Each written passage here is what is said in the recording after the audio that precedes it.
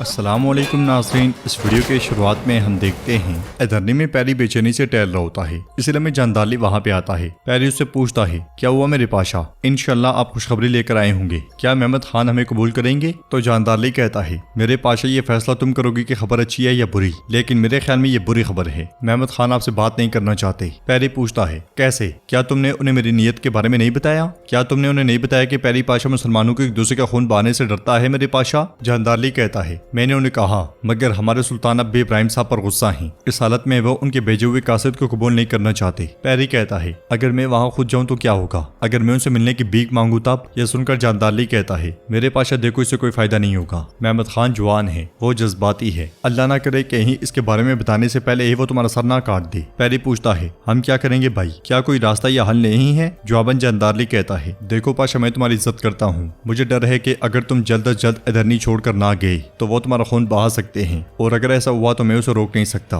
तो फिर मैं इसी अफसोस में मर जाऊंगा। इसलिए मैं तुम्हें बता रहा हूँ, जितनी जल्दी हो सके पायतख्त छोड़कर चले जाओ। यह सुनते साथ ही पैरी परेशान होते हुए चला जाता है। उलूबात में हसन अपनी माँ के साथ मौजूद होता है। बालिब हसन और सल्तोक के साथ बैठे खाना खा रहे होते हैं। सल्तोक को खाना खाता हुआ देख रमजा भी कहते हैं, तुम्हें इस तरह देखने वाले कहेंगे कि बाली इस आदमी को खाना नहीं दे रहा, थोड़ा कम खाओ सल्तोक, आहिस्ता आहिस्ता खाओ, खाना कहीं नहीं जा रहा। हसन की माँ उससे कहती है, काश तुम्हारे बाबा जिंदा होते तो वो भी तुम्हें इस तरह से देखकर तुम पर नाज करते, तुम अजीम बालिबे के साथी बन गए हो। तो बालिबे कहते हैं, आपने एक ऐसे बच्चे की परवरिश की जो शेर से ज्यादा बहादुर और भेड़िए से ज्यादा बासलाहियत है। इसने भी अपने बाबा को मायूस नहीं होने दिया। ये वहाँ अकेला गया और अकेले ही उस बदमाश का सर काट दिया। यह सुनकर उसकी माँ कहती है, ठीक कहा, जब मैंने ये सुना तो मैंने 3 भेड़ें कुर्बान की। यह सुनकर सल्तोक कहता है, माँ क्या कह रही हो, 3 भेड़ें? थोड़ा यहाँ भी ले आओ ताकि हम भी साथ खा सकें। जवाबन उसकी माँ कहती है, मैं तुम्हें और भी खाना देती, लेकिन हमारे पास अभी के लिए यही है। हसन एकदम से पूछता है, माँ क्या हुआ? तो उसकी माँ कहती है, मैंने तुम्हें नहीं बताया क्योंकि मैं तुम्हें परेशान नहीं करना चाहती थी, लेकिन हाल ही में डाकू ने छापे मारना शुरू किए हैं और रोज बरोज हमें परेशान करते हैं। बालिबे पूछते हैं, वो कौन है, क्या आप उनके नाम जानती हैं? जवाबन हसन की माँ कहती है, कारा वो डाकू अपने लीडर को करैलान कहते हैं, वो आसपास के जंगलों में रहते हैं। यह सुनकर रमजाबे पूछते हैं, हम क्या करेंगे हुजूर? तो बालिबे कहते हैं, अगर वो सांप इन पहाड़ों में रह रहा है तो हम भेड़िए हैं जो उसका सर कुचल देंगे। ये कहते साथ ही बालिबे अपने साथियों के साथ आगे बढ़ जाते हैं, जबकि हसन अपनी माँ से प्यार करने के बाद रवाना हो जाता है। एधरनी में खवातीन बाहर खातून को कपड़े दिखा रही होती हैं। बाहर खातून के साथ बैठा बायज़िद मौका मिलते साथ ही वहाँ से खिसक जाता है। किसी को भी उसके जाने की खबर नहीं होती। वो एक कमरे के पास जाकर उसका दरवाजा खोलता है जहाँ पे खवातीन गुनगुनाने में मसरूफ होती हैं। आगे बढ़कर एक और दरवाजा खोलता है जहाँ पे खवातीन दवाइयाँ बनाने में मसरूफ होती हैं। फिर वो आगे बढ़कर एक और कमरे के दरवाजा खोलने की कोशिश करता है, मगर वो दरवाजा उससे नहीं खुलता।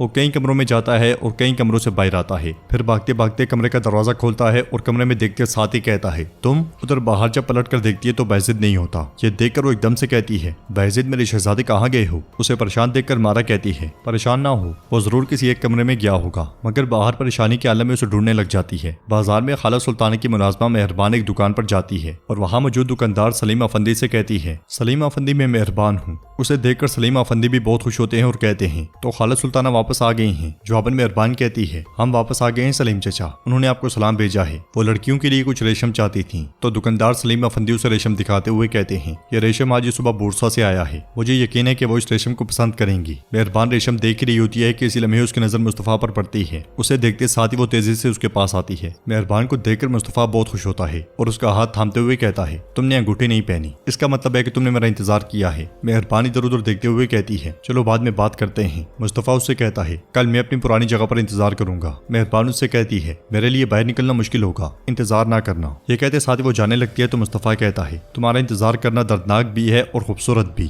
मैं इंतजार करूंगा चाहे तुम ना भी आओ। इसके साथ ही मेहरबान चली जाती है। नाज़रीन, इसके बाद हम देखते हैं अहमद के पास मौजूद बायज़िद एक लट्टू के साथ खेल रहा होता है और अहमद को परेशान देखकर उससे पूछता है, तुम खेलते क्यों नहीं हो? अहमद कहता है, मैं खेलना नहीं चाहता। यह सुनकर बायज़िद कहता है, क्यों नहीं, क्या तुम इसे घुमा नहीं सकते? ये कहते साथ ही वो लट्टू लेकर उसके पास बैठ जाता है और उसे देते हुए कहता है, यहाँ शायद तुम इस तरह से खुश हो जाओ भाई। जवाबन अहमद कहता है, मैंने तुम्हें कहा मैं तुम्हारा भाई नहीं बल्कि चचा हूँ, अगर तुम चाहो तो मुझे चचा बुला सकते हो। बायज़िद मुस्कुराते हुए कहता है, ठीक है, उदास ना हो, अब हम एक साथ खेल सकते हैं। इसलिए मैं बाहर वहाँ पे आती है और एकदम से कहती है, अल्लाह का शुक्र है कि तुम यहाँ हो। फिर गुस्से में खवातीन से कहती है, तुम एक शहजादे का भी ख्याल नहीं रख सकती, दोबारा ऐसा नहीं होना चाहिए। फिर अहमद से पूछती है, अहमद क्या तुम ठीक हो? तो डरता हुआ अहमद कहता है, हाँ मैं ठीक हूँ। बाहर बायज़िद से कहती है, अब से तुम कहीं नहीं जाओगे, मैं तुम्हें ढूंढते ढूंढते परेशान हो गई थी। ये कहते साथ ही वो उसे लेकर चली जाती है। कमरे से निकलकर बाहर आगे बढ़ ही रही होती है कि उसका सामना गुलशा से होता है। गुलशा उससे कहती है, मुझे बताया गया था कि आप यहाँ हैं, क्या आपने मुझे बुलाया है? तो बाहर कहती है, मैंने तुम्हें बहुत देर पहले बुलाया था, तुम कहाँ थी? तुम बस सिर्फ घूम रही हो, क्या तुम्हारा कोई फर्ज नहीं है? गुलशा कहती है, नहीं, मैं भी कोई काम करना चाहती हूँ। यह सुनकर बाहर कहती है, तुम्हें एक अहम काम सौंप देती हूँ, तुम शहजादे अहमद के कमरे के सामने पहरा दोगी, हमें बताओगी कि वहाँ कौन दाखिल होता है और कौन निकलता है। यह सुनकर गुलशा को बहुत गुस्सा आता है। बाहर मस्जिद कहती है, शहजादे की हालत और सेहत तुम्हारे सुपुर्द है,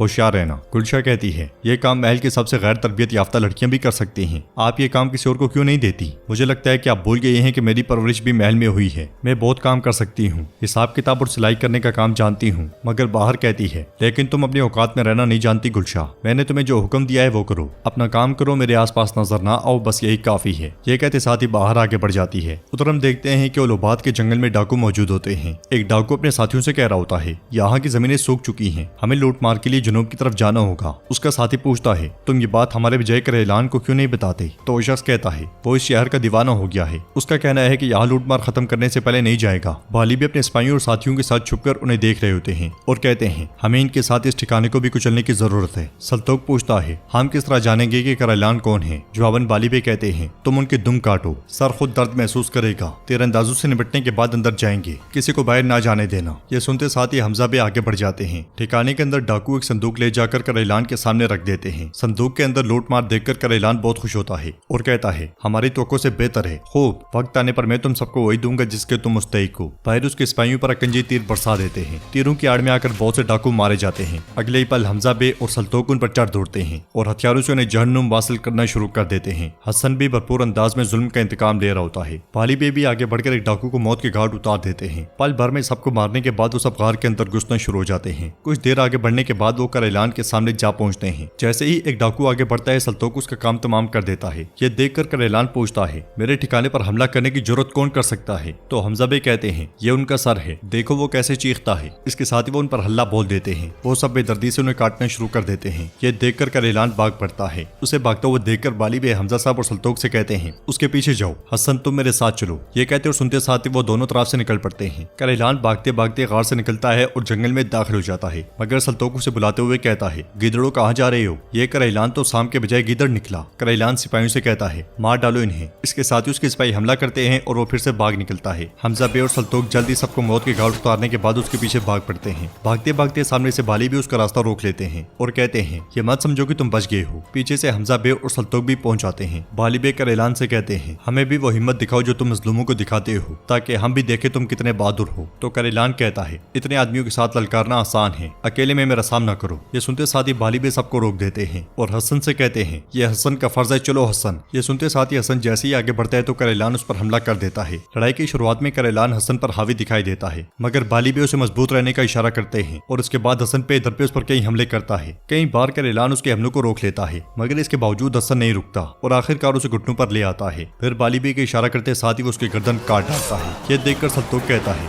क्या आपने देखा कि मैंने इसे कितने अच्छे से सिखाया? इसने भरपूर मुकाबला किया। तो नाज़रीन, इसके साथ ही एपिसोड भी इख्तिताम पज़ीर होती है। अगर आपको वीडियो पसंद आए तो वीडियो को लाइक करें, चैनल को सब्सक्राइब करें और बेल आइकन पर लाजमी से क्लिक कर दें। इंशाल्लाह मिलते हैं नेक्स्ट वीडियो में। तब तक के लिए रखें अपना और अपनों का बहुत ज्यादा ख्याल। अल्लाह निगहबान।